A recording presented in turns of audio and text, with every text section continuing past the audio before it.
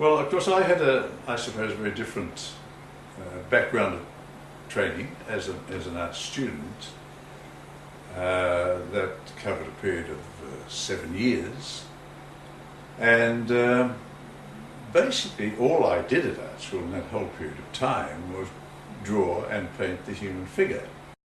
It wasn't until I'd been doing that for about 4 years and went overseas to another art school that we started to talk about the use of these forms and shapes and structures and so forth in the interest of structuring or creating a painting.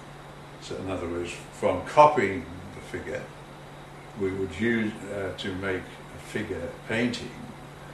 We were encouraged later on to use aspects of the figure, the experience of the figure, in the interest of making a painting. So it wasn't a question of copying so much as using information that we had gleaned from the original source, those models and things like that. So these works here then are a sort of amalgam of my feelings about paint on canvas, a two-dimensional painting, at the same time with strong references to projection. So they embody within them, one hopes, both my concerns for painting and my concerns for space and volume. The process of doing these big works was an interesting one, because I started off doing works such as the one we see here.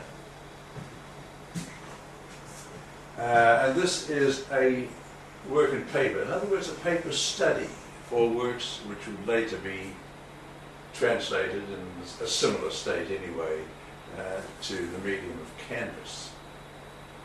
I used paper because it was a quick way of getting a sense of where the ideas were leading me. But there was a long period of not working consciously towards abstraction, but working towards the idea of finding my own way and eradicating from my work the things which I felt I didn't need or didn't want. And then one day in England, I called my wife into the studio and I said, "Good God, I've painted an abstract."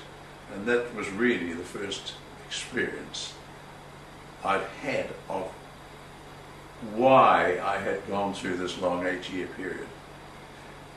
There's a lot, what I'm trying to say is there is a lot of work behind it, a lot of experience behind it, a lot of thought behind it. One didn't simply change one's style in a matter of minutes. But I would still describe myself, I think, as mostly a modernist painter. As we move from ism to ism, such as Impressionism to Post-Impressionism and so on and so forth,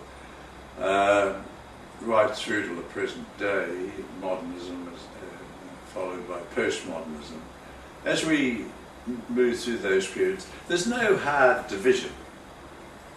One category of work tends always to carry with it elements of the one it's supposed to be supplanting. There's not there's a smooth transition from one thing to another, I suppose, because the younger people interpret the modernism rather differently from the older person who has actually experienced and gone through it. And that's all healthy. I think that's all healthy. I'm not opposed to postmodernism by any means, but you know, it came after my development as an artist.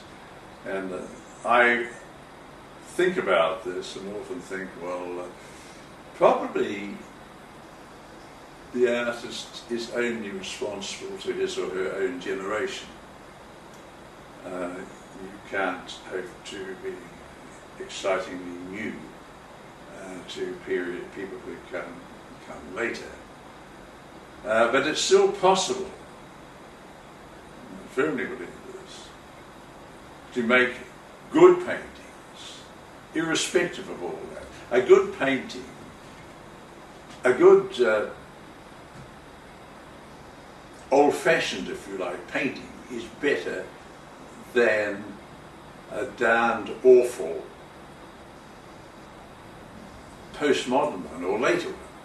Ultimately, time sort of flattens all that out. So you look at and experience a Rembrandt, you don't say, hang on, it can't be any good, it was done in the 17th century. It's old hat. It's still a superb painting.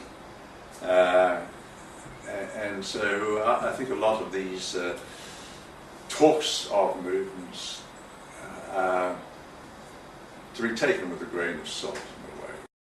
Somebody once said to me, what artists have influenced you? And I simply say, every artist who ever handled a brush has influenced me. I see it as one evolving tradition rather than a series of new things consigning older things into some sort of scrap heap and saying they are no longer relevant. Mozart is as relevant today as he was when he was composing his marvelous work.